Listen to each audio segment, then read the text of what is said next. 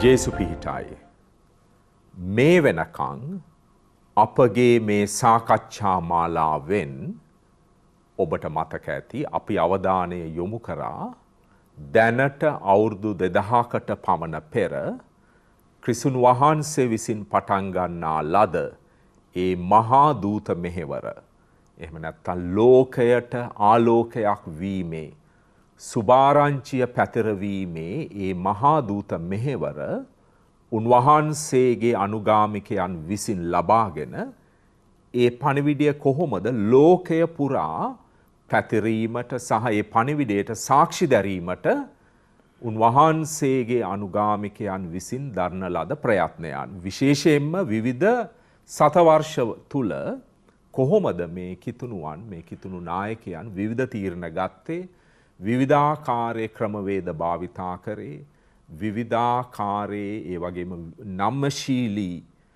ප්‍රවේශයන් දියුණු කරේ මේ දහම ලෝකයට හඳුන්වා දීම සඳහා.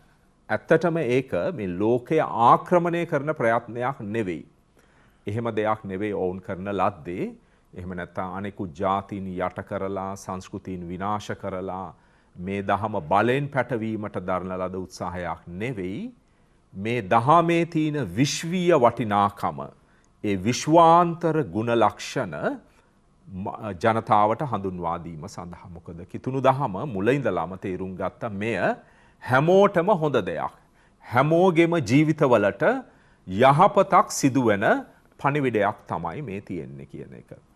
ඒ අනුව අපි අවධානය දුන්න එක එක සතවර්ෂවල පළවන දෙවන තුන්වන හතරවන අනාදි සතවර්ෂවල සභාව විසින් ගන්නා ලද තීරණයන් ඒ වගේම සමහරක් දැවැන්ත චරිත තීරණාත්මක දායකත්වයක් දුන්නු දැවැන්ත චරිත වලින් කරන ලද දායකත්වයන් වලටත් අපි අවධානය යොමු කරා. ඒ වගේම අපි හඳුනගත්ත සමහරක් වෙලාවට සීමාවන් තිබුණා ඔවුන්ට. ඔවුන් අතින් යම් යම් ආකාරයේ සීමා සහිත තීරණ අරගෙන තියෙනවා. මොකද අපි හැමෝම අපගේ කාලයේ දරුවන්.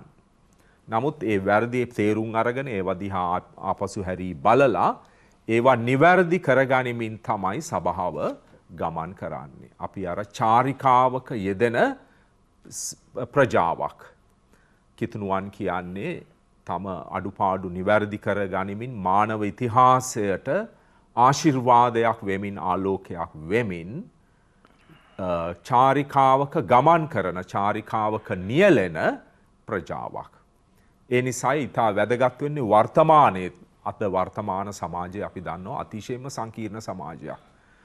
මේ වගේ මෙතරම් සංකීර්ණ කාලයක් මානව ඉතිහාසයේ කිසිම දාක තිබිලා නැහැ. ඒතර මේ සංකීර්ණ රටාවක් තුල සංකීර්ණ වටපිටාවක් තුල කොහොමද ක්‍රිස්තුන් වහන්සේගේ අනුගාමිකයන් වශයෙන් අපි සාක්ෂි දරන්නේ උන්වහන්සේගේ ආලෝකය පතුරවන්නේ. ඒ සඳහා අපිට සභා ඉතිහාසයෙන් ලබාගත හැකි මඟ පෙන්වීම ඊටාම ගැඹුරුයි. මොකද සමස්ත සභා ඉතිහාසයම අධ්‍යාත්මික අත්දැකීමක්. සභා ඉතිහාසය අධ්‍යයනය කරනවා කියන්නේ හුදු අධ්‍යයනයක් නෙවෙයි. එහෙම නැත්නම් අපගේ කුතුහලය සංසිඳවා ගැනීම සඳහා තියෙන දෙයක් නෙවෙයි. ඊට වඩා ගැඹුරු අර්ථයක් තියෙන අපගේ අධ්‍යාත්මික පෝෂණය සඳහා විශාල මඟ පෙන්වීමක් ලබාගත හැකි අධ්‍යයන ක්ෂේත්‍රයක් තමයි කතෝලික සභා ඉතිහාසය අපක්ෂපාතීව සමතුලිතව අධ්‍යයනය කිරීම. අදත් අපගේ ඒ පරමාර්ථය මුදුන් පමුණුවා ගැනීම සඳහා අපට මඟ පෙන්වීම ලබා දීම සඳහා සුපුරුදු පරිදි අපගේ විද්වත් පියතුමන්ලා පිරිස පැමිණ සිටිනවා. මම එතුමන්ලාව හඳුන්වා දෙන්න කැමති ගරු ආචාර්ය ජයලත් බලගල්ල පියතුමා ඩොමිනිකානු නිකායට අයත් පූජකවරයෙක්. ඒ වගේම අප සමග පැමිණ සිටිනවා ගරු ෂෙරොන් ඩයස් පියතුමා කොළඹ පදවියේ පූජකතුමෙක්. ඒ වගේම නිමල මරිය නිකායට අයිති ගරු ආචාර්ය අසංග විරාජ් පියතුමත් අප සමග අපට මඟ පෙන්වීම ලබා දීම සඳහා මෙහි පැමිණ සිටිනවා. අපි කැමති එතුමන්ලාව ඉතාම ආදරයෙන් සහ ගෞරවයෙන් පිළිගන්න. ජේසු පිහිටයි. ජේසු පිහිටයි.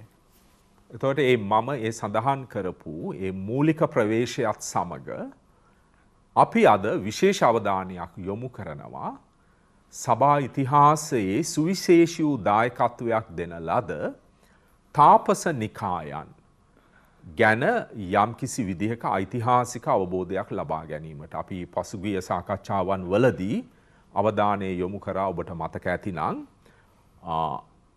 පෙරදිග තාපස සම්ප්‍රදායන් ගැන. එහෙම නැත්නම් නැගෙනහිර ප්‍රදේශයේ තිබුණු තාපස සම්ප්‍රදායන්. ඒ කියන්නේ ඊජිප්තුව, පැරණි සිරියාව, පැරණි පලස්තීනය, ඒ වගේම පැරණි කපඩෝෂියාව, සුළු ආසියාව වැනි ප්‍රදේශවල වැඩි දියුණු වූ ඒ තාපස සම්ප්‍රදායන් පිළිබඳව, ඒ තාපස ජීවිත රටාවන් පිළිබඳව අපි යම් අවධානයක් දෙනු ලැබුවා. ඒ ඔස්සේම යමින් කොහොමද බටහිර යුරෝපය, බටහිර ලෝකය කියලා අපි අදහස් කරන්නේ මූලික වශයෙන් බටහිර යුරෝපය. අද ඉතාලිය, ප්‍රංශය, ජර්මනිය, බ්‍රිතාන්‍ය, අයර්ලන්තය, ඊට පස්සේ පෘතුගාලය, ස්පාඤ්ඤය වැනි රටවල් අයිති ඒ කලාපය. ඒ වගේම බෙල්ජියම, නෙදර්ලන්තය, ස්විට්සර්ලන්තය යන ආදී වශයෙන්. එතකොට මේ බටහිර යුරෝපීය කලාපයේ තාපස සම්ප්‍රදායන් වලින් දෙන ලද තීරණාත්මක දායකත්වය මොකක්ද කියන එක. මේක ඉතා වැදගත්. මොකද අපි දන්නවා අපේ ලංකාවේ සංස්කෘතියත් තාපස සම්ප්‍රදායන් වලින් පෝෂණය වූ සංස්කෘතියක්. ඈත අතීතයේ සිටම විවිධ තාපසවරුන්ගේ බලපෑම ලංකාවේ සංස්කෘතිය තුලත් තියෙන දෙයක්. ඒ නිසා මේක ඉතාම වැදගත් වර්තමානයේ ජීවත් වෙන ලාංකිකයන්ට. ඒ අනුව මම මුලින්ම කැමති ගරු ජයලත් බලගල්ල පියතුමාගෙන් අහන්න අපි කොහොමද බටහිර තාපස සම්ප්‍රදායට ප්‍රවේශ වෙන්නේ? කොහොමද අපි එහි මූලයන් තේරුම් ගන්න පියතුමනි? ඔබ අවසන් කරපු තැනින් ආරම්භ කරනවා නම් ඔබ කිව්වා අපේ ශ්‍රී ලාංකික සමාජය තාපස සම්ප්‍රදායන් අනුව ගොඩනැගුණ එකක් කියලා. එතකොට ඒ තාපස රාමවල ඇති වුණ සංස්කෘතිය, ඒ වගේ ඇති වුණ අධ්‍යාපන දියුණුව ඒ අයට සීමා වුණ දෙයක් නෙමේ. ඒ අයගේ තුලින් මුළු සමාජයට බලපාලා සමාජය වෙනස් කරපු දෙයක්. අනේ වගේ තමයි අපිට පේනවා බටහිර තාපස රාම වලින් තමයි සැබෑ ලෙසම එදා බටහිර සමාජයේ ගොඩනැගීම, සමාජය වෙනස් කිරීම, සංස්කෘතිය බිහි කිරීම සිදු වුණේ. ඒතර මේක බටහිරට එක වාසියක් තිබුණා තාපසාරාම ආරම්භ වීමේදී. ඒ තමයි අර තනියම වනවාසී විදිහට නොවේයි සාකච්ඡා කළා බටහිර තාපස ක්‍රමයේ ඇති වුණේම ආශ්‍රමික වශයෙන්. ඒ කියන්නේ යම්කිසි දියුණු තත්යකට ආවට පස්සේ තමයි බටහිර තාපස ක්‍රමය ආවේ. ඒ නිසා මේ ආශ්‍රම තුලින් කණ්ඩායම් වශයෙන් ජීවත් වන නිසා ඒ වෙනකොට විශාල සේවාවක් කිරීමේ ආධ්‍යාත්මික වශයෙන් ඒගොල්ලන්ගේ දියුණුව වගේම අධ්‍යාපනික සංස්කෘතික සමාජීය අංශයෙන් විශාල සේවාවක් කිරීමේ හැකියාව එදා තාපසාරාම වල තිබුණා. අපි හොඳින් සභා ඉතිහාසය නැත්නම් යුරෝපීය ඉතිහාසය හදාරද්දි පේනවා මේ සමාජය ගොඩනගන්නට මොනතරම් බලපෑමක් මේ තාපසාරාම වලින් සිදු වෙලා තියෙනවද කියන කරුණ. උදාහරණ වශයෙන් අපිට කියන්න පුළුවන් ඒත් වශයෙන්ම සාන්ත බෙනඩික්තුමා හෝ බෙනඩිකානු ඒ තාපස ක්‍රමය තුලින් තමයි යුරෝපීය සමාජය ගොඩ නැගුණේ. ඒක කිසි කෙනෙකුට ප්‍රතික්ෂේප කරන්න බැරි දෙයක්. ඒතර මේ විදිහට එදා ඊටාම බල සම්පන්නව තිබුණ තාපස ක්‍රමය තමයි බෙනඩිකානු තාපස ක්‍රමය. අනිත් පැත්තෙන් තවත් තාපසකම රාශියක් බිහි වුණා ඒ බලපෑමෙන් තොරව. දැන් උදාහරණයක් ගත්තොත් අයර්ලන්තයේ තාපස ක්‍රමයට කිසිම තැනකින් කිසිම බලපෑමක් ඇති වුණේ නැහැ. තාම ස්වාධීනව ඇති වුණ තාපස ක්‍රමයක්. නමුත් ඒකේ බලපෑමත් අපිට පේනවා මොනතරම් දුරට යුරෝපයට තිබෙනවද කියන එක. ඒතර මේ එදා මං වගේ ඊටාම් බලවත්ව තිබුණ තාපස ක්‍රමය තමයි බෙනඩිකානු තාපස ක්‍රමය. ඒතර ඒ තිබුණ ව්‍යවස්ථාව ඊටාම හදලා තිබුණේ ඊටාම ප්‍රායෝගික විදිහට. බෙනඩිකානු තාපසනිකයි නැත්නම් බෙනඩික්තුමන් බීකලේ පැවති නීතිය ඊටාම ප්‍රායෝගික විදිහටයි ගොඩනගලා තිබුණේ. මේක එක හේතුවක් වුණා තවත් බොහෝ අය මේ බෙනඩිකානු තාපස ක්‍රමය පිළිපදින්නට. ඒතර මේ බෙනඩිකානු තාපස ක්‍රමය මේ තරම් ප්‍රචලිත වෙන්න කරුණු කීපයක් තිබුණා. එකක් මං කිව්වා වගේ එහි තිබුණ ඒ පැවිදි නීතියේ පැවිදි ක්‍රමයේ තිබුණ අධ්‍යාත්මික ගුණාංග වගේම ව්‍යවස්ථාවේ තිබුණ ප්‍රායෝගික බව. මේක නිසා තවත් අය අපිට පේනවා එක්ක බෙනඩිකානු තාපසවරුන් විසින්ම ඒ තුලින් විවිධ නිකායන් බිහි කරපු අවස්ථා, එහෙම නැත්නම් වෙනත් තාපසනිකා ආරම්භ කරන අය තාපස කණ්ඩායම් මේ බෙනඩිකානු තාපස ව්‍යවස්ථාව තමන්ගේ තාපස නීතිය තමන්ගේ නීති බවට පත් කරගත් අවස්ථා. ඒ වගේමයි සමහර තාපස ක්‍රම හැදිලා තිබෙනවා මෙන්න එදා සමාජයේ තිබුණ විවිධ දුබලකම් නිසා සදාචාරතොර බව නිසා ඒ නැවතවරක් සමාජයේ ගොඩනගන්න විදිහට හැදුණු තාපස ක්‍රමත් තිබෙනවා. ඒතර මේ විදිහේ විවිධ හේතුන් ඇති වුණා තාපස ක්‍රම බිහි වෙන්න. ඒතර අපි පළමුවෙන් ගත්තොත් බෙනඩිකානු තාපස ක්‍රමය මම කිව්වා මේක තමයි යුරෝපයට එදා තදින්ම බලපෑවේ. මේ තුලින් බිහි වුණ තව තාපස ක්‍රම රාශියක් තිබෙනවා. ඒතර ඒවා විස්තර වශයෙන් අපි අනිකුත් පියවරුන් පවත්වනවා. මම කෙටියෙන් ඒ ක්‍රම කීපයක් ගැන කිව්වොත් අපි කියමු ක්ලූනි තාපස ක්‍රමය. දැන් ක්ලූනි තාපස ක්‍රමය අලුත් තාපස නිකායක් නෙමෙයි, තාපස පන්තියක් නෙමෙයි. අර බෙනඩිකානු නිකායේ මුලදී තිබුණ ඒ ස්ප්‍රීතුව, ආරම්භයේ තිබුණ ස්ප්‍රීතුව නැවත වරක් ගෙනීමට බෙනඩිකානු තාපස පිරිසක් විසින්ම එක්කෙනෙකුගේ නායකත්වයේ යටතේ බ්‍රූනෝ කියන තාපසතුමන්ගේ බර්නෝ කියන තාපසතුමන්ගේ යටතේ බිහි වුණ මෙන්න කණ්ඩායමක්. ඒතර ඒකේ දා සමාජයට විශාල බලපෑමක් ඇති කළා ඒ ක්‍රමෙන්. ඒ පැරණි ක්‍රමයේ මුල් ක්‍රමයේ නැවත වරක් ගෙන එන්නට මුල් අධ්‍යාත්මික ස්පීතුව. තවත් පැත්තේ අපිට පේනවා සිස්ටර්ෂන් කියන තාපසනිකාය අලුතෙන්ම බිහි වුණ එකක්. නමුත් ඒකත් බිහි කළේ නැවත වරක් බෙනඩිකානු තාපසතුමෙක් විසින්මයි. ඒතර ඒක අරකෙම කොටසක් නෙමේ, ඒක ස්ථානික පටන් ගත්ත අලුත් අත්හදා බැලීමක් නෙමේ, අලුත්ම පැවිදි නිකායක්. නමුත් මේ සිස්ටර්ෂන් තාපස නිකාය තුලින් විශාල සේවාවක් එදා යුරෝපීය සමාජයට සිදු වුණා. එතකොට අපිට පේනවා නමුත් ඒ අධ්‍යාත්මික ක්‍රමය තමයි අරගත්තේ. මේ හැරෙන්නට තවත් තාපසවරු නේද, බෙනඩිකානු තාපසවරුම කීප දෙනෙක් ඉන්නවා වෙනම පටන් ගත්ත තාපස නිකායල්. උදාහරණට කැමලෝඩියන්ස් කියන තාපස නිකාය. දැන් කැමලෝඩියන්ස් කියන තාපස නිකාය පටන් ගත්තේ සාන්ත රොමෝල්ඩ් කියන කෙනයි, තාපසතුමයි. දැන් සාන්ත රොමෝල්ඩ් තුමන් බෙනඩිකානු තාපසයෙක්. ඒතර එයා ඒ තාපසතුමන් එන් වෙන් වෙලා අලුත් විදිහකට මෙන්න වඩාත් භාවනා යෝගීව ජීවත් වෙන ක්‍රමයක් පටන් ගත්තා. තව එකක් අපි කියමු කාතූසියන්ස්. දැන් කාතූසියන් නිකාය පටන් ගත්තෙත් බෙනඩිකානු තාපසතුමෙක්. නමුත් එහෙම් පිටින්ම වෙනස් ක්‍රමයක් අනුගමනය කළා. මැරෙන්නට තව එකක් ඊතරම්ම සමාජීය වෙත ඊතරම්ම බල නොපාපු, නවත් ගත්තොත් අපේ රටේ නම් ප්‍රධානම තාපස නිකාය කියන්න පුළුවන් සිල්වෙස්ට්‍රෝ බෙනඩිකානු නිකාය. දැන් මේක පටන් ගත්තේ බෙනඩිකානු තාපසතුමෙක් නෙමෙයි. දැන් මම ඉස්සෙල්ලා කියපු ඔක්කොම පටන් ගත්තේ බෙනඩිකානු අයමයි. බෙනඩිකානු තාපස ක්‍රමයෙන් වැඩි දියුණු කරන්න, ඒ ප්‍රීතෝ නැවත ගේන්න, නැත්නම් අලුත් ක්‍රමේ ජීවත් වෙන්න. නමුත් සිල්වෙස්ට්‍රෝ බෙනඩිකානු නිකාය පටන් ගත්තේ බෙනඩිකානු තාපසතුමෙක් නෙමෙයි. පටන් ගත්තේ සිල්වෙස්ටර් කියන එක සාමාන්‍ය පූජකතුමෙක්, ඔසීමෝ කියන ආසන දෙව් මැද්දේ වුණ කැනන්වරේ. එදා මේ කැනන්වරු කියන අය බොහොම ප්‍රසිද්ධයි. ගොඩාක් අය මේ ආසන දෙව් මන්දිරවල කැතිඩල් චැප්ටර්ස් කියලා තියෙනවා. උන්න මේ කැනන්වරු, කැනන් පූජකවරු වෙනත් නිකාල් පටන් අරගෙන තිබෙනවා. ඒතර ඒකට බලපෑම් වෙලා තියෙනවා. ඒතර මේ සිල්වෙස්ටර් කියන කෙනත් තුමත් ඉපදලා තියෙන ඉතාලියේ 1177 දී, එතුමන් ස්වර්ගස්ථ වෙලා තියෙන්නේ 1257 දී. ඒතර මෙතුමන් මෙන්න කැතෙඩල් එක ඔසීමෝ කියන ආසන දෙව් මන්දිර උන කැනන්වරෙක්. නැත් එතුමන්ට හිතුණ මෙන්න මීට වැඩි භාවනා යෝගී ජීවිතයක් ගත කළ යුතුයි කියලා. ඒතර ඒක නිසා එතුමන් කැලේට ගිහිල්ලා ගල් ගුහාවක් ඇතුලේ තනියම තපස් රකින්න පටන් ගත්තා, හරියට සාන්ත බෙනඩික්ට් තුමන් කළා වගේම. ඒතර නමුත් කාලයක් මෙහෙම තපස් රකින්නකොට මෙයාගේ අර තිබුණ ආධ්‍යාත්මික ජීවිතය නිසා තවත් තරුණයන් එතුමන් අනුගමනය කරන්න එතුමන් සොයාගෙන ඇවිල්ලා එතුමන්ගේ නිගනගෙන තපස් රකින්න පටන් ගත්තා. ඒතර ඒනේ කණ්ඩායමක් ලෙස එකතු වුණ නිසා තමයි ඒ සිල්වෙස්ටර් තුමාට හිතුනේ තාපස නිකාය ආරම්භ කළ යුතුයි කියන එක. ඒතකොට එතුමන් අලුත් දෙයක් අරගත්තේ නැහැ. අලුත් දෙයක් අරගත්තේ නැහැ. ඒ වෙනකොට ඊටාම ප්‍රසිද්ධව ජනප්‍රියව ඒ වගේ විශාල බලපෑමක් තිබුණු බෙනඩිකානු ආධ්‍යාත්මික ජීවිතේ නැත්නම් ඒ බෙනඩිකානු පැවිදි නීතිය තමයි අරගත්තේ සිල්වෙස්ටර් තුමන්. ඒසත් අපි කියන්නේ සිල්ලස්ටෝ බෙනඩිකානු නිකාය කියලා. ඒතර සිල්ලස්ට කියන තාපසතුමන් පටන් ගත්තා.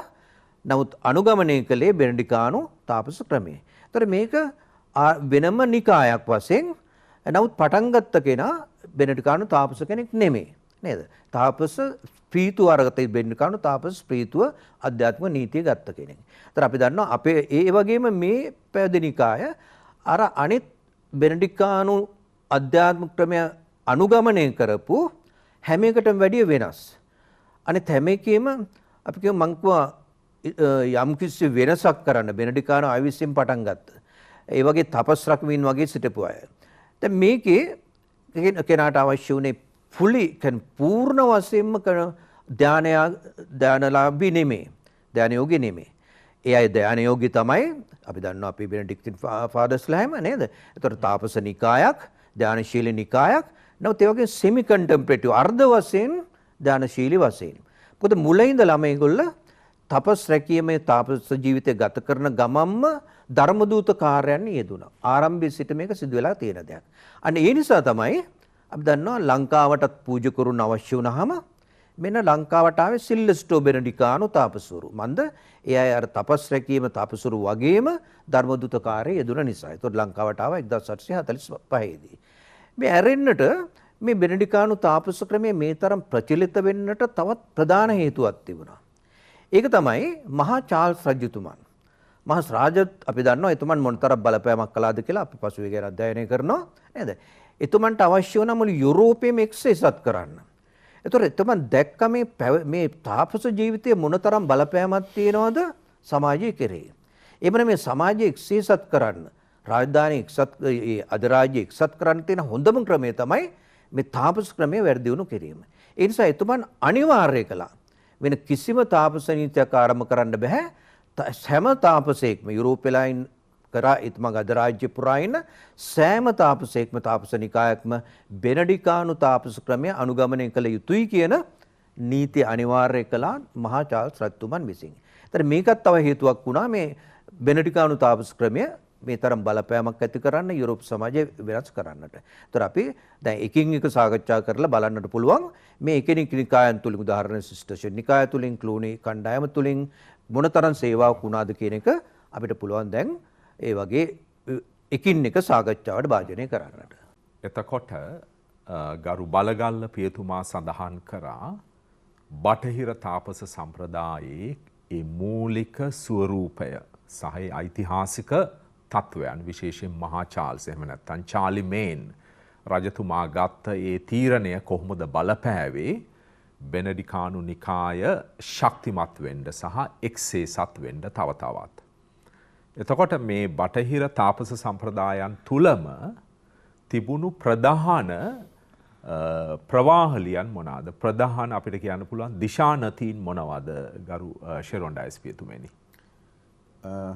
මම බලගල්ල පියතුමා සඳහන් කළා කීපයක් කොයි වගේද බෙනඩිකානු නිකායෙන් ඊට පස්සේ කොහොමද ඒක ප්‍රතිසංස්කරණයක් වෙන්නේ කියලා නැත්නම් වැඩි දියුණු වෙන්නේ කියලා.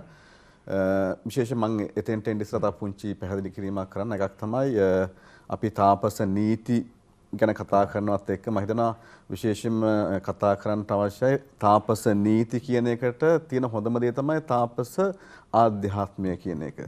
ස්පිරිචුවැලිටි. මොකද ගොඩක් කලකට අපි දකිනවා ඒ කියන්නේ දැන් බෙන්දිකානු නිකායේ තිබිච්ච ආධ්‍යාත්මය තමයි අනිත් නිකායන් ගන්නෙ. ඒ ආධ්‍යාත්මය අපි දකිනවා ඒක තමයි කැටි කරන්නේ ඔය නීති මාලාවත් එක්ක. එතකොට ඒ නිසා තමයි මම හිතනවා ඒක විශේෂයෙන්ම බෙන්දිකානු නිකාය ඒක නිකම්ම නිකන් මග පෙන්වීමක් දුන්නා විතරක් නෙමෙයි නීති වගයක් ඇති කළා විතරක් නෙමෙයි ඒක ජීවිත ක්‍රමයක් දුන්නා යුරෝපයේ තිබිච්ච ඒ ජනතාවට සහ යුරෝපයේ සමාජයට. ඒ නිසා තමයි ඒක මම හිතනවා ගොඩක් බලපෑවේ යුරෝපීය සමාජයට ඒ බෙන්දිකානු නිකාය. ඒතර මේ බෙන්දිකානු නිකාය මේ ආකාරයෙන් ආරම්භ වෙලා මේක ක්‍රමක්‍රමයෙන් ව්‍යාප්ත වෙලා මේක ඊට පස්සේ යුරෝපයේ මේ වගේ ඉතාමත් හොඳ පදනමක් දාගත්තට පස්සේ අපි දකිනවා ක්‍රමක්‍රමයෙන් සිදුවෙච්ච දේවල් තමයි මේ මුලින් තිබිච්ච මේ ආධ්‍යාත්මය ඊට පස්සේ ක්‍රමක්‍රමයෙන් මේක වෙනස් වෙන ස්වභාවයක් නැත්නම් අඩු වෙන ස්වභාවයක් ස්පීතු අඩු වෙන ස්වභාවයක් තමයි ඇති වෙන්නේ. මොකද හේතුව තමයි අපි දකිනා මේ කාලෙ වෙද්දී අපි ආරම්භ කරන මොකද්ද මධ්‍යතන යුගය. ඉතින් මේ මධ්‍යතන යුගය ආරම්භ වුණාට පස්සේ විශේෂයෙන්ම අපි දකිනා මේ එදා ඒ අධිරාජ්‍ය සහ සභාව අතර තිබිච්ච ඒ සම්බන්ධයත් එක්ක මේ අධිරාජ්‍ය උත්සාහ කළා මේ සභාවට බලපෑම් ඇති කරන්න නේ. ඒතර මේ සභාවට බලපෑම් ඇති කරලා ඒකේ තියෙන ඒ පාලනයට ඇඟිලි ගහන්නට වගේ විශේෂයෙන්ම උත්සාහ කරන ස්වභාවයක් මේ කාලෙදී තියෙනවා මධ්‍යතන යුගයත් එක්කම. ඒතර මේකෙදි මොකද වෙන්නේ අපි දකිනවා ක්‍රමක්‍රමයෙන් අර මේ වගේ දේවල් හින්දා ඔන්න අර තාපස ජීවිත ක්‍රමයේත් යම් යම් අඩුපාඩුකම් නැත්තම් ඒකේ තිබිච්ච ස්පීත්වයේ හීනවීම ඇති වෙනවා ඒ කාලේ වෙද්දී. අනිත් දේ තමයි අපි සාමාන්‍ය දන්න දෙයක් තමයි ගොඩක් දේවල් ආරම්භයේදී තියෙන ස්පීතුව ක්‍රමක්‍රමයෙන් අඩු වෙනවා ඒ කාලයත් එක්ක සමහරලාට සමාජයේ තිබිච්ච බලපෑමුත් එක්ක. අන්න ඒ වගේ කතා කරන දැන් මුලින්ම බෙන්දිකාව නිකායේ ආරම්භ කරද්දී ඒක කිව්ව දෙයක් තමයි ඕරයිට් ලබෝරා. එතකොට යාඥාව සහ අපි කතා කරනවා වැඩ කිරීම කියන දේ. එතකොට දැන් මුල් කාලේ ලොකු ඉඩම් කඩම් තියාගෙන ඊට පස්සේ ඒවල වගා කරගෙන ඒත් එක්කම යාඥා කළා මේ වගේ වැඩ කරා. ඊට පස්සේ අපි දකිනවා ක්‍රමක්‍රමයෙන් ඒ අය මේකෙන් දියුණුව ලබද්දී ඊට පස්සේ මේ අයට සේවකයෝ ගොඩක් යටතේ වැඩ කරන්නට පටන් ගන්නවා. ඊට පස්සේ කාලයක් යද්දී අර සේවකයන්ට ඒ වැඩ ටික පවර්ලා ඊට පස්සේ අය යාඥාවට පමණක් නැත්නම් අනිකුත් වෙනත් දේවල් වලට සම්බන්ධ වෙලා ක්‍රියා කරන ආකාරයන් තියෙනවා. ඒතර මේ වගේ අපි දකිනවා කොහොමද මේ ඒ තිබිච්ච බෙන්දිකාව නිකායේ ආරම්භයේ තිබිච්ච ස්පීතුව කොහොමද වෙනස් වෙන්නේ කියන දේ නැත්නම් ඒක හීන වෙන්නේ කියන කාරණාව. ඒතර මේ වගේ අපි දකිනවා විවිධ පැති වගේ වෙනස් වෙනවා මේ තිබිච්ච බෙන්දිකාව නිකායේ. එතකොට මෙන්න මේ වගේ කාලයක ඒත් එක්කම අපි දකින දෙයක් තමයි දැන් අතර ක්ලූනි කියන මේ තාපස නිකාය. නැත්නම් මේක අපි කතා කරන ඇත්තටම ඒක කියන විදිහට මේ එකපාරට මේ බෙන්දිකණු නිකායෙම කැඩිලා ආපු දෙයක්ම නෙමෙයි. මොකද ඒක කතා කරන විදිහට එදා ඒ තිබිච්ච රෝම අධිරාජ්‍යයේම අපි කතා කරනවා විශේෂයෙන්ම පළවෙනි විලියම් කියන රජුරෝ නැත්නම් අපේ රජතුමා ඔහුට ඕන වෙනවා ඇත්තටම තමන්ගේ ආත්මය ගලවා ගැනීමට යම් හෝ දායකත්වයක් ලබා දෙන්නට සභාවට. එතකොට මේ තමන්ගේ ආත්මය ගලවා ගන්නට තමන් මේ සභාවට නැත්නම් ආධ්‍යාත්මිකව යමක් කලා කියන ඒ දේ සඳහා තමයි කියන්නේ මේ ෆ්‍රාන්සියේ තිබිච්ච මේ ක්ලූනු කියන මේ නගරය තමන්ගේ මේ නගරය ඔන්න ප්‍රධානය කරනවා තාපසාරාමයක් ගොඩනගලා ඊට පස්සේ එතනදී මේ ආධ්‍යාත්මික ව්‍යාපාරයක් ඇති කරන්නට. ඉතින් ඒ නිසා ඔහු මොකද කරන්නේ? ඒ තමන්ගේ තිබිච්ච ඒ නගරයේ ගොඩනැගිලි ඒවා ඔක්කොම ටිකත් එක්ක බාර දෙනවා. මොකද ඔහු දැනන් හිටිය ප්‍රධාන පෙළේ ඒ කාලේ හිටිය තාපසයෙක් තමයි බෙර්නෝ කියන තාපස්තුමා. ඔහුත් ඇවිල්ලා එක තාපසාරාමයක් නෙමෙයි තාපසාරාම කීපයක පාලනයන් කරපු කෙනෙක්. ඒ නිසා හොට ලොකු අත්දැකීමක් තිබුණා තාපසාරාම සම්බන්ධයෙන්. ඒ නිසා ඒ වගේ අත්දැකීම් තියෙන කෙනෙකුට තමයි බාර දෙන්නේ මේක අරගෙන යන්නට කියලා. ඒතර මේ ක්ලූනි කියලා කියන්නේ ස්ථානය, ඒ නගරය. ඒතර ඒ නගරයේ අපි දකිනවා ඒ ස්ථානයේ ඔන්න අර තාපසාරාමයක් ගොඩ නැගෙනවා. අන්න එතන මධ්‍යස්ථානයක් වෙන නැත්නම් ප්‍රධාන ස්ථානයක් වෙනවා මෙන්න මේ ක්ලූනි කියන තාපසවරුන්ගේ. ඒතර ඒගොල්ලන්ගේ ආධ්‍යාත්මය සඳහා ඒගොල්ලෝ ගත්තේ මොකද්ද? බෙනදිකානු නිකායික ආධ්‍යාත්මය තමයි ගන්නෙ. නැත්නම් මේ නීති රීති තමයි වුන් පදනම් කරගන්න තමන්ගේ ඒ පැවිදි ජීවිතය සඳහා. එතකොට බලගල්ල පියතුමා කිව්වා වගේ මේ කාලයේ වෙද්දී එහි හඳුනාගෙන තිබිච්ච ප්‍රධාන පිළේ තාපස පන්තියක් තමයි බෙන්දිකානු නිකාය. එයාගේ තාපස ජීවිත ක්‍රමය, එයාගේ ආධ්‍යාත්මය. ඒ නිසා තමයි එහෙනම් ඒ ආධ්‍යාත්මය තමයි ඒක අපි දකින්න. අතර අනිත් දේ තමයි බෙර්නෝ කියන කෙනත් ඇවිල්ලා බෙන්දිකානු නිකායක තාපසයෙක්. ඒතර මේ නිසා විශේෂයෙන් මේකට තැනක් ලැබෙනවා. එතකොට මොකද කරන්නේ? ඒ නිසා තමයි අපි ක්‍රිස්තු වර්ෂ 910 දී ඔය ක්ලූනි කියන ස්ථානයේ ඔන්න තාපසාරාමය ආරම්භ වෙනවා යුරෝපයට ලොකු ආලෝකයක් ලබා දෙමින්. ඒතර මෙන්න මේ වගේ ඊට පස්සේ දකිනවා මේක ක්‍රමක්‍රමයෙන් වර්ධනය වෙනවා. ඒතර මේකේ තිබිච්ච විශේෂත්වය තමයි අපි දකිනවා මේ දැන් ඇත්තටම දැන් මේ අපි කතා කරපු මේ විලියම් කියන රජතුමා ඔහු එක දෙයක් තීරණය කරනවා. ඒ තමයි මම මේක ප්‍රධානය කරලා ඉවරලා ඊට පස්සේ මම ඒකට ඇඟිලි ගහන්න යන්නේ නැහැ කියන දේ. එතකොට ඔහු තීරණය කරනවා ඊට පස්සේ මේකේ පාලනය සඳහා ඒ පාලනයේ අයිතිය රෝමේ පාප් වහන්සේට පවරන්නට. එතකොට අර බෙර්නෝ කියන තාප්සාරාම අධිපතිතුමාට බාර දෙනවා කටයුත්ත. ඒත් එක්කම අවසානයේදී ඒකේ අනිකුත් අපි කතා කරන එකට අවශ්‍ය අනිත් අයව සැපයීම නැත්නම් ඒකට ආධ්‍යාත්මිකව මඟ පෙන්වීම සඳහා පාප් වහන්සේට නැත්නම් සුදෝතුම් පියතුමාට බාර දීමක් සිද්ධ කරනවා. ඉතින් පස්සේ ඔහු ඊට පස්සේ එතනින් ආපහු ඒකට බලපෑම් කිරීමට යනවා. ඒතර මේක අපි දකින විශේෂත්වයක්. දැන් මේ කාලයේදී බොහෝ රජවරු ඒ කියන්නේ රෝම අධිරාජ්‍ය හිටිය බොහෝ පාලකයන් උත්සාහ කළා මේ සභාවේ දේවල් වලට ඇඟිලි ගහන්න.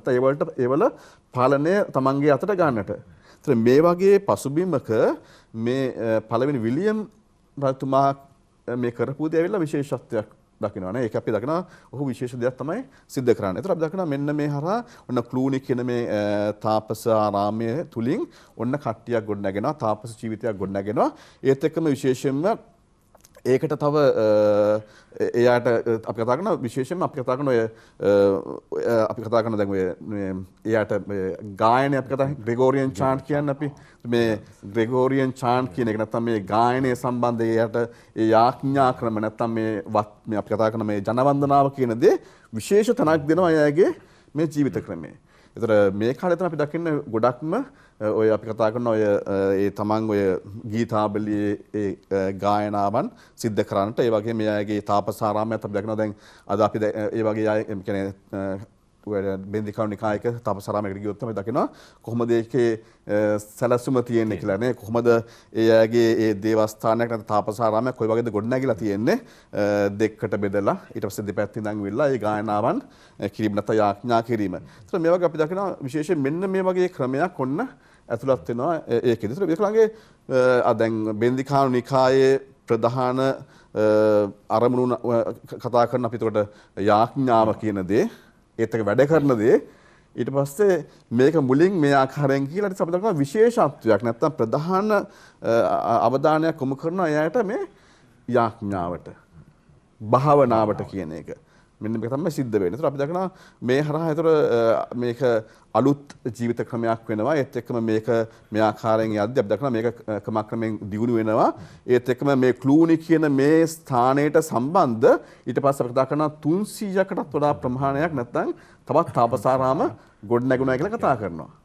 ඒතර මෙතන ප්‍රධාන තැන තියෙනවා. ඒත් එක්කම ඒකට සම්බන්ධ වෙච්ච තවත් පුංචි තාපසාරාමයන් ගැන කතා කරනවා ඒ කාලේ වෙද්දී.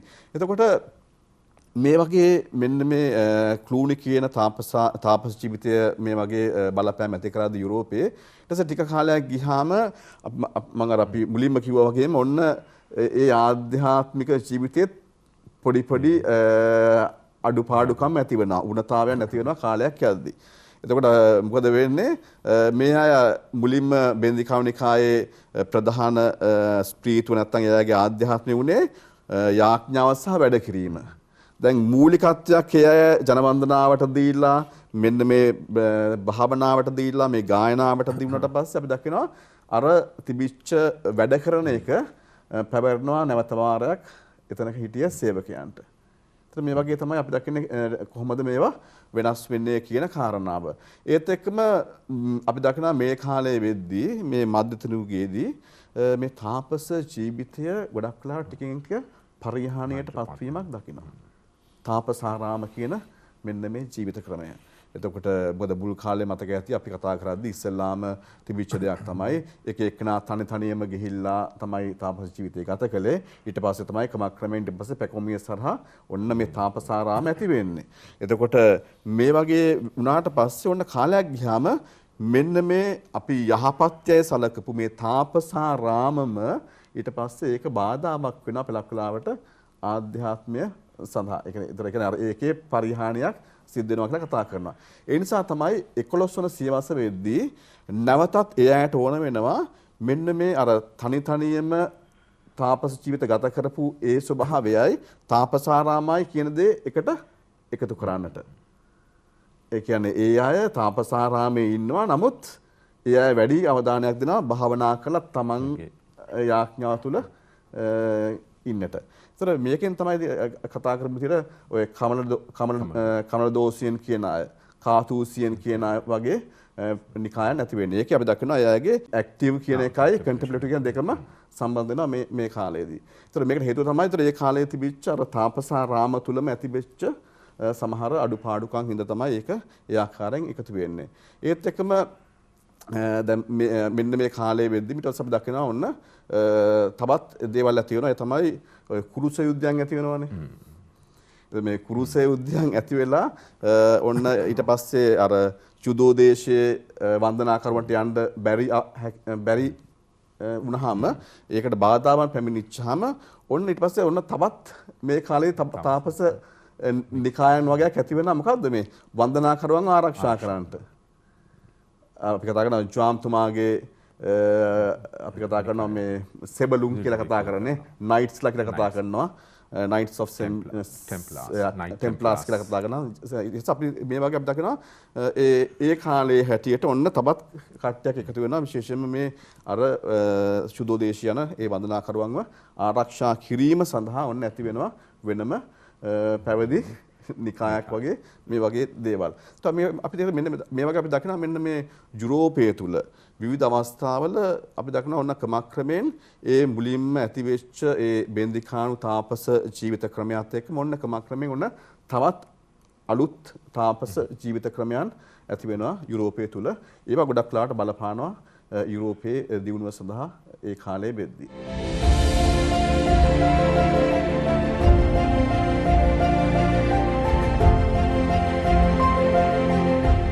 මම හිතන්නේ ඒ පියතුමා සඳහන් කරපු දේ ඉතා වැදගත්.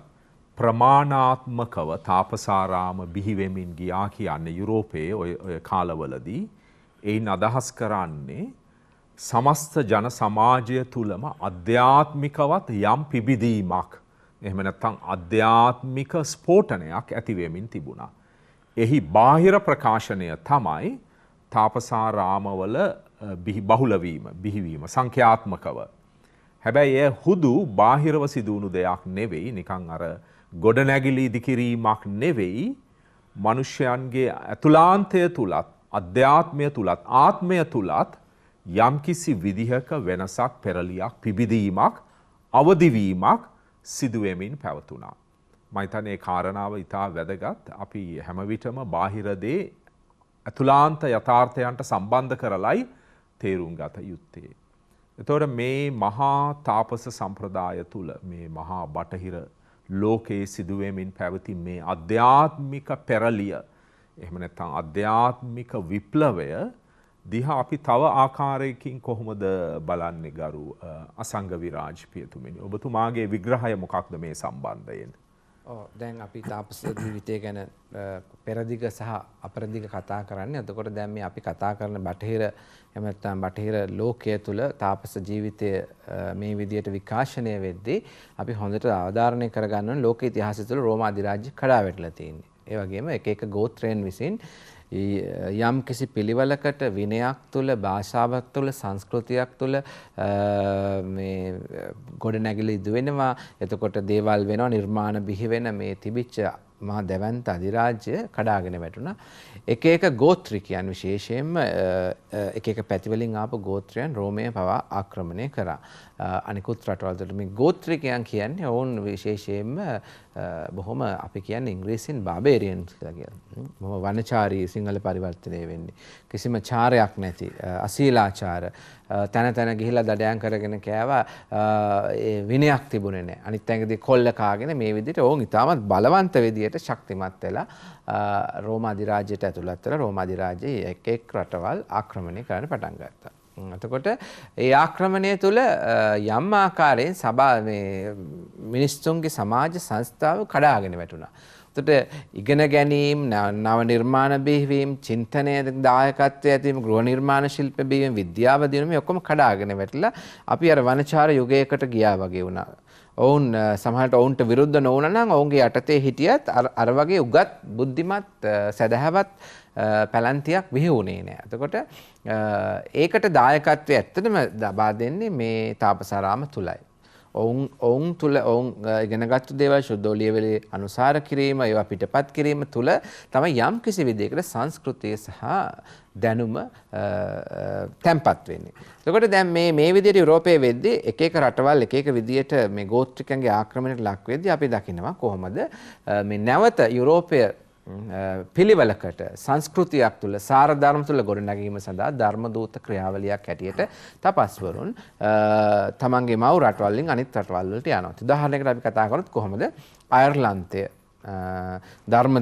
ධර්මදූත රටක් ධර්මදූතවරුන් විසින් නැවත ප්‍රතිස්ථාපනය කරන්න කියලා. උදාහරණයකට අයර්ලන්තයේ හිටපු ගෝත්‍රිකයෝ ඇත්තටම අනිත් ගෝත්‍රිකයන්ට වඩා වෙනස්. ඔවුනුත් වනචාර යුගයේ අය වුණාට අඩු ගානේ ඔවුන්ට භූමියක් තිබුණා. ඔවුන්ට යම් වටිනාකම් තිබුණා. එතකොට ඒ තුල ඔවුන් ජීවිතේ ගොඩනගා ගන්නකොට ඔවුන් රෝමෙටත් ආවා. ආවේ ඇත්තටම රෝමේ අල්ලා ගැනීම නම දේවල් මංකොල්ල කා ගැනීමට. එතකොට මේ සමග සමහර අය වහලුන් ලෙස නැවත අයර්ලන්තයට ගෙනිහිලා වැඩ කරව ගන්නවා. එතකොට මේ අයර්ලන්තයේ පසු කාලයේදී ධර්ම දේශනා වලින් එහෙම නැත්නම් ධර්ම දූත සේවා වලින් ගොඩනගන ශුද්ධ පැට්‍රික් මුනින්දයත් අවුරුදු 16ක කොළුවෙක් හැටියට යනවා අයර්ලන්තයට වැඩ කිරීමට ගොපල්ලෙක් හැටියට සත්තු බලා ගැනීමට. නමුත් ඔහු පෙරලා කොහොම හරි නිදහස ලැබලා ඔවුන්ගේ මුල් රටවන රෝම අධිරාජ්‍ය රටවල් වලට පැමිණෙනවා. පැමිණිලා විශේෂයෙන්ම ඔහු තේවාචාර්යවරයෙකුගේ පුතෙක් ඊට පස්සේ දෙව්සත් හලකට ඇතු වෙලා තාපස්රාම් වල දීලා ඔහු තාපසයෙකු හැටියට පෙරලා අයර්ලන්තයට එනවා. මොකද ඔහු දැනගෙන හිටියා අයර්ලන්තයේ මොන වගේ තත්ත්වයක්ද තියෙන්නේ කියලා. නැවත අයර්ලන්තයේ යහපත ගොඩනැගීම සඳහා. එතකොට අපි දන්නවා මේ තපස් ජීවිතය හුදකලා ජීවිතයක් ඊට පස්සේ සාංගික වෙනවා. ඒතර මේක කාන්තාර වලින් පටන් අරගෙන ක්‍රමයෙන් වනාන්තර වලට නගර වලට සංක්‍රමණය වුණා. ඒතර අයර්ලන්තය කියන්නේ අධි සීතල තියෙන රටක්. එතකොට මේ කාන්තාරවල වනාන්තරවල තියෙන තපස් ජීවිතයේ මේ සීතල රටක් තුල යම් තපස් කුටි තුල ගොඩනගන්නට උත්සාහ කරනවා ශුද්ධ පැට්‍රික් මුනිතුමා. අයර්ලන්තයට නව අර්ථකථනයක් දෙනවා. අයර්ලන්තයේ ජනතාව මේ ගෝත්‍රිකයන් ක්‍රිස්තු දහම වැළඳ ගන්නවා. එතකොට මුලින්ම දැඩි නීති රීතිවල තිබිච්ච මේ තපස් ජීවිතය පසුව ලිහිල් වෙලා මේ තාපසාරාම ඉතාමත්ම ක්‍රමානුකූලව ජනතාව ආකර්ෂණය කර ගන්නවා. එතකොට එක තපස් ක්‍රම තියෙනවා. නමුත් මේ තාපසාරාම තුල ඉතාමත්ම දියුණු උගත් බුද්ධිමත් ජන කොට්ටාසයක් ගොඩනගන්නට සංස්කෘතියක් ගොඩනගන්නට ශුද්ධ පැට්‍රික් මුනිතුමා මාට පුළුවන් වෙනවා තපස් ජීවිතයේත් ප්‍රමුඛ කරගෙන තාපසාරාම වටා ජනතාව ඒක රාශී කරගෙන ඒ රටට යම් කිසි විදියේ අභිමානයක් එක් කරමින් නැවත ඒ රට සමෘද්ධිමත් රටක් බවට පරිවර්තනය කර ගැනීමට. ඊට පස්සේ අපි දන්නවා ලෝක ඉතිහාසයේ පුරාම කොහොමද අයර්ලන්තයෙන් බිහිවෙච්ච තපස්වරු වෙන වෙන රටවලට ගිහිල්ලා විශේෂයෙන්ම ඉතාලියට, ජර්මනියට, ප්‍රංශයට, නෙදර්ලන්තයට නැවත මේ ගෝත්‍රික වාදීන් විසින් විනාශ කරපු රෝම අධිරාජ්‍යයේ තිබුණා වූ උසස් ප්‍රමිතිය නැවත ගෙනීම සඳහා තාපසාරාම තුළ තපස් ජීවිතය තුළ විනය ප්‍රමුඛ කරගෙන ධර්මය ප්‍රමුඛ කරගෙන ශීලාචාර ප්‍රමුඛ කරගෙන නැවත මේ සමාජය ගොඩනැගීම සඳහා බටහිර යුරෝපයට කොහොමද තපස්වරුන්ගේ දායකත්වය ලැබෙන්නේ කියලා. විනාශ වෙලා සොන්බෙන් වෙලා ගිය සංස්කෘතියක්, දහමක්, මිනිස් ජීවිතයක් නැවත දේශපාලනීය, සමාජීය, ආගමික වශයෙන් නැවත ප්‍රතිස්ථාපනය කිරීම සඳහා මේ වකවානුවල එක් පැවිදි පන්ති හරහා එක තපස් ජීවිත හරහා ප්‍රධාන පෙළේ තපස්වරුන් ඔවුන්ගේ තාපසාරාම තුළ විශාල දායකත්වයක් ලබා දෙනවා.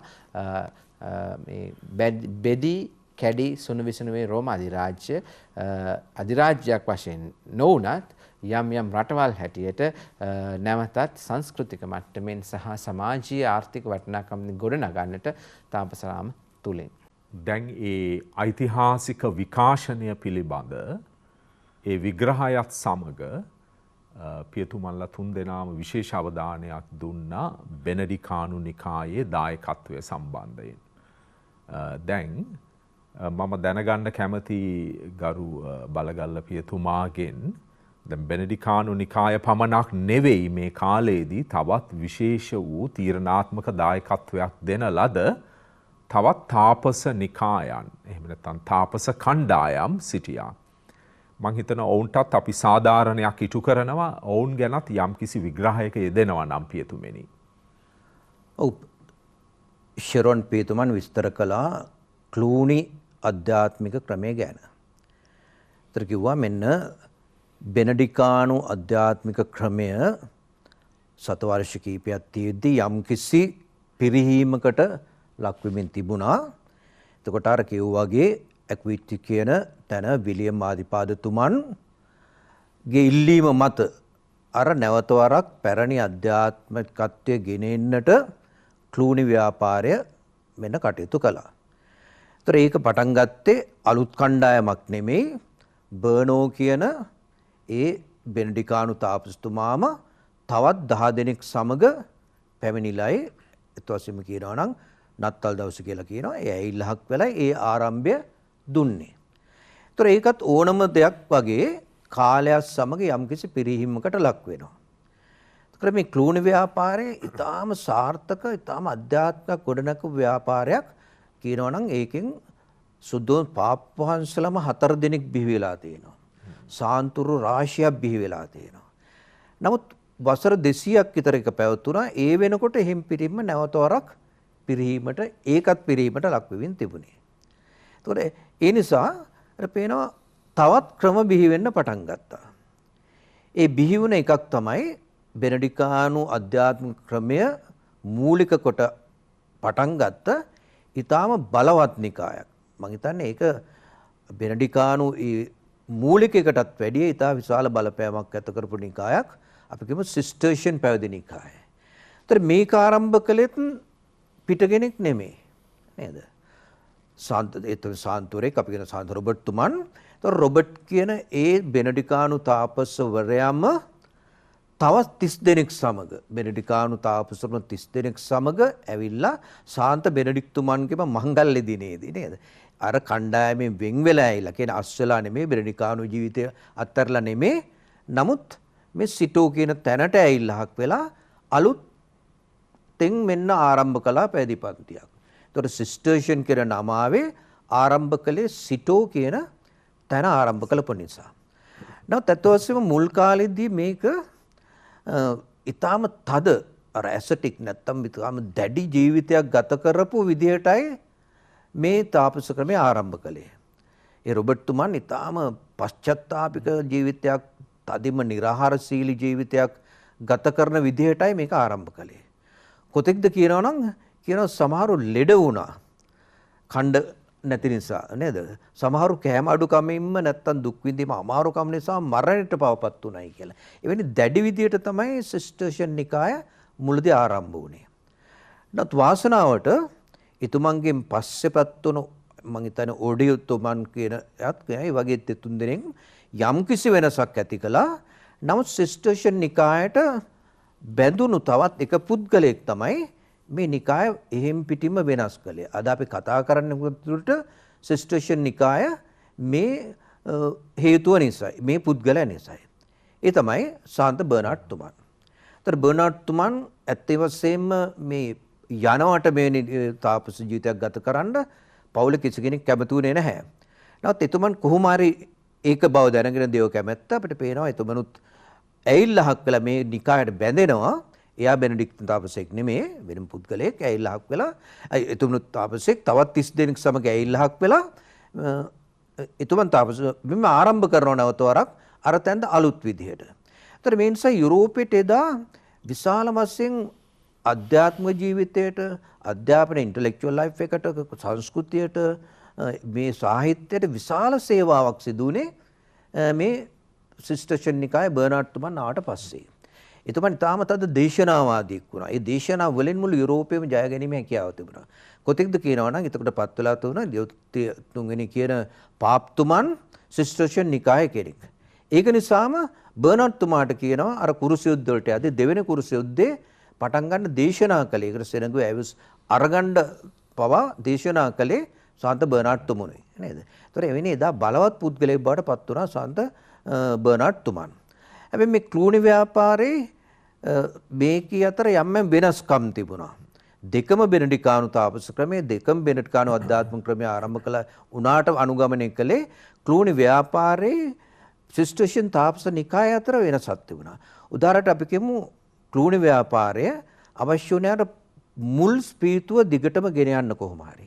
ඒක තියාගන්න නිසා ආරාමාධිපතිතුමන් අපි කියමු එබර්ට්තුමන් ඔබ පත්කලේ ඡන්දයෙන් නෙමෙයි. දැන් උන්න පළවෙනි එක්කිනාගෙන් පස්සේ බෝනතුමන් පස්සේ එයයි පත්කලේ දෙවෙනි කෙනාව.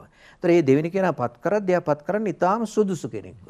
මේ විතර එක දෙයක් තමයි ඒගොල්ලෝ වැඩ කිරීමට මුල් තැන දුන්නා යාක්ෂාට දුන්නා වගේම අර තාපසාරාධිපතිවරු පත් කරද්දී පත්කලේ තාපසාරතුමන් විසින් Tamanගේ අනුප්‍රාප්තිකව පත් කිරීමක්. මේකේ හේතුවක් වුණා මේ අධ්‍යාත්මික ජීවිතයේ විශාල සත්වර්ෂ දෙකක් පවන තිස්සේ පවත්වාගෙන යන්න ඒක හේතුවක් වුණා.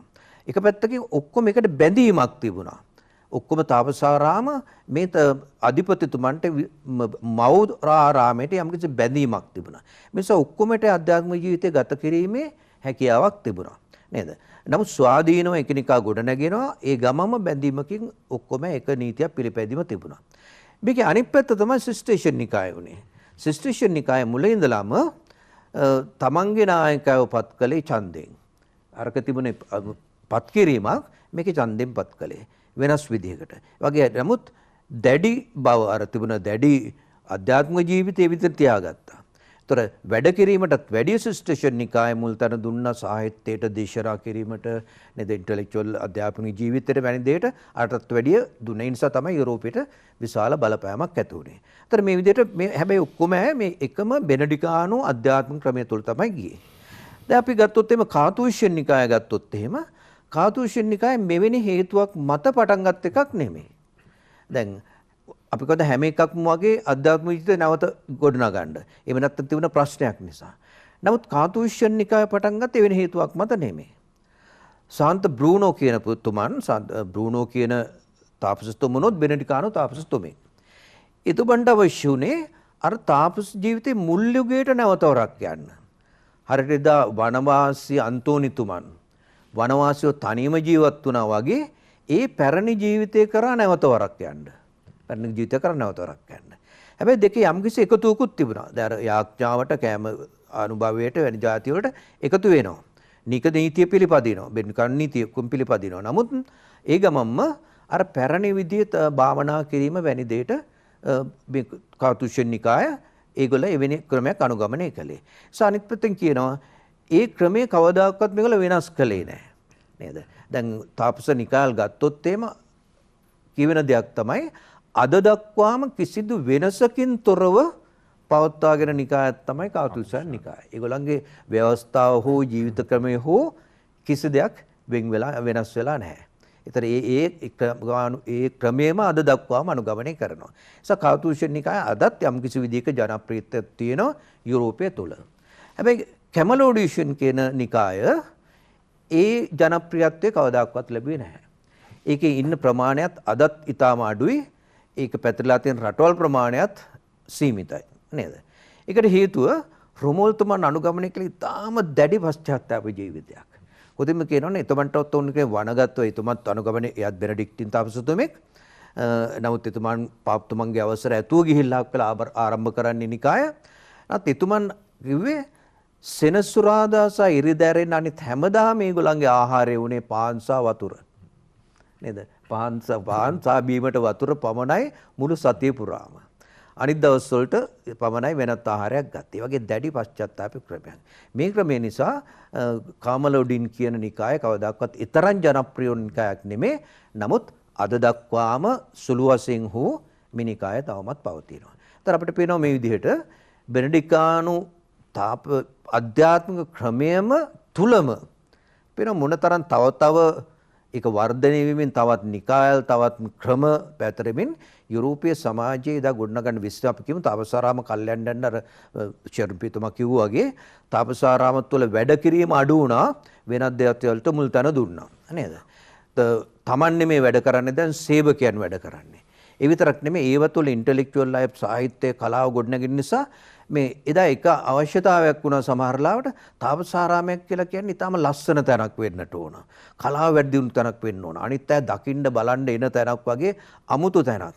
ඒතර මේ විදිහට ඒව තුල ජීවත් වෙන අය ඊටාම සපවත් ජීවිතයක් වගේ ගත කරන ගමන් අනිත් අය ඒගොල්ලන්ගේ සේවකයන් බවට පත් වෙන. දැන් අදුනත් අපි කියමු හුඟක් අපේ තාපසාරාම ලොකු පල්ලි බලන්න යන්නේ නැහැ. ඒ වගේ තියෙන ලස්සන කලාව විසිතුරු බලන්න නේද? ඒතර එවැනි විදිහට අපිට පේනවා තාපස ක්‍රමයේ පවා වෙනස් වෙලා තියෙනවා. නමුත් ඒ තුලින් යුරෝපීය සමාජයට විශාල සේවාවකුත් වෙලා තියෙනවා. සාහිත්‍ය, ගෘහ නිර්මාණ ශිල්පය, කලාව හැමතින්ම සේවාවකුත් වෙලා. ඒතර මේ දෙපැත්තම අපිට පේනවා තාපස ජීවිතේ මොනතරම් දුරට එදා සමාජය ගොඩනගන්නට බලපෑමක් ඇති කරලා තියෙනවද කියන එක.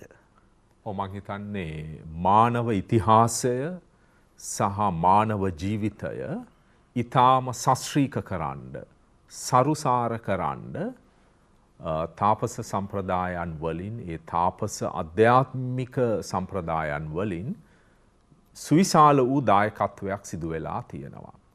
මං හිතන්නේ ඒ පියතුමන්ලා සඳහන් කරපු කාරණාවන් ඉතා වැදගත්. මොකද ගිහියෝ වශයෙන් පවා අපට විශාල පෝෂණයක් ලබාගත හැකි තාපස අධ්‍යාත්මිකත්වය තුලින්.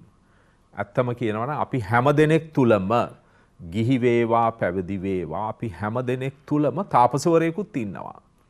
ඒ කියන්නේ අපි කැමති සමහරක් වෙලාවට හුදකලාවේ කාලය ගත කරන්න.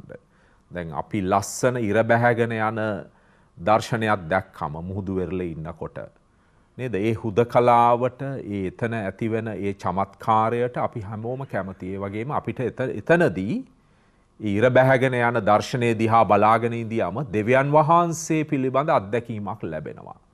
ඒතර අපි දන්නවා ස්වර්ගය මෙතනයි. දෙවියන් වහන්සේ මා සමගයි. එහෙම නැත්නම් තමාගේ කාමරය තුල තමා නිහඬව යාඥාවක් කරනවා නම් යාඥාවක් කියනවා නම් එහෙම නැත්නම් යම්කිසි පොතපතක් කියවනකොට භාවනාශීලීව අපි තුල අර තාපසවරයෙකුගේ ශෛලිය එහෙම නැත්නම් ඒ තාපසවරයෙකුගේ මූඩ් එක ඇති වෙනවා. එතකොට මේ තාපස සම්ප්‍රදායන් එහෙම නැත්නම් තාපස අධ්‍යාත්මිකත්වය සුළු පිරිසකගේ මේ සුළු පිරිසකට අයිති ඔවුන්ගේම මේ පෞද්ගලික බූදලයක් නෙවෙයි. මෙය හැම දෙනෙකුගේම පොදු උරුමය බවට පත්වෙන්න ඕන. විශේෂයෙන් වර්තමාන ලෝකයේ අපි දන්නවා අද මේ ඊටාම කාර්යබහුල අතිශයින්ම තරඟකාරී ഘോഷාවට මුල් තැන දුන්නු කිසිම විවේකයක් සැනසීමක් නැතුව දුවන ජීවිතවල ඉන්නේ අද හැමෝම. අපි දන්නෙත් නෑ කවුද මේ වගේ ජීවිත රටාවක් ඇති කරේ කියලා. අපි හැමෝම ඔය රේස් එකට බැහැලා දුවනවා. නැවතිලා බලන්න වෙලාවක් නැහැ. ජීවිතය ගැන මෙනෙහි කරන්න.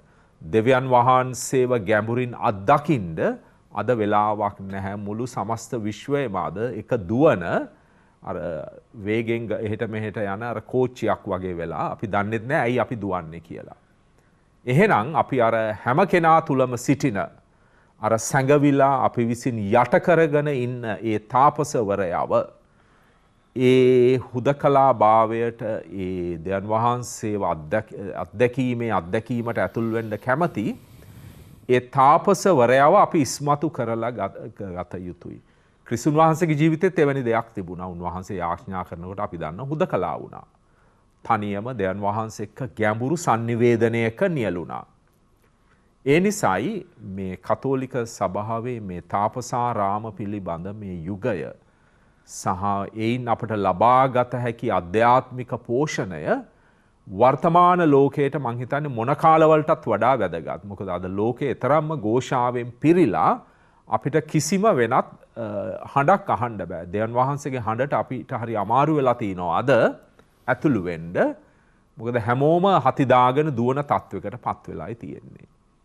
ඒ නිසායි මේ සාකච්ඡාව ඊටාම වැදගත් වෙන්නේ වර්තමානයේ වාසය කරන කිතුණු අපට. තර අදටත් අපට ඒ මහඟු මඟ පෙන්වීම ලබා දුන් අපගේ ගරු ආචාර්ය ජයලත් බලගල්ල පියතුමාටත් ගරු ෂෙරොන් ඩයස් පියතුමාටත් ඒ වගේම ගරු ආචාර්ය අසංග විරාජ් පියතුමාටත් අපි ගැඹුරින්ම ස්තුතිවන්ත වෙනවා. ජේසු පිහිටයි පියතුමනි.